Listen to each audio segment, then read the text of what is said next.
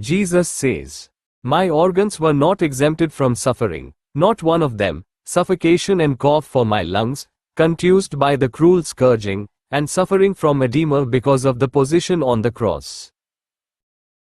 Breathlessness and heart trouble as my heart was out of its place and had been injured by the merciless flagellation, by the moral grief that had preceded it, by the ascent under the heavy weight of the cross, by anemia, the consequence of all the blood shed. Liver congested, spleen congested, kidneys bruised and congested. You have seen the crown of bruises round my kidneys, your scientists, to give proof to your incredulity with regard to that evidence of my suffering.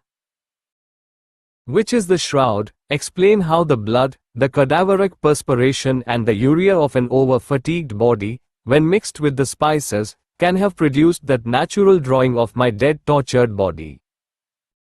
It would be better to believe without the need of so many proofs to believe. It would be better to say, that is the work of God, and bless God, who has granted you an indisputable proof of my crucifixion and of the tortures preceding it.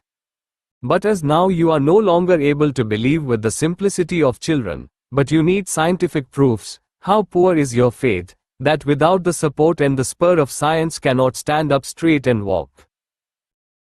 You must know that the cruel bruises of my kidneys have been the most powerful chemical agent in the miracle of the shroud.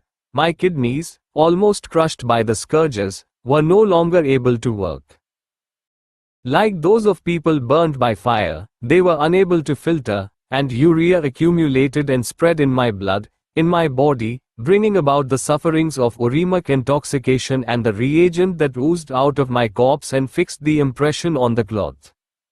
But any doctor among you, or anyone suffering from uremia, will realize what sufferings the uremic toxins caused to me, as they were so plentiful as to produce an indelible impression.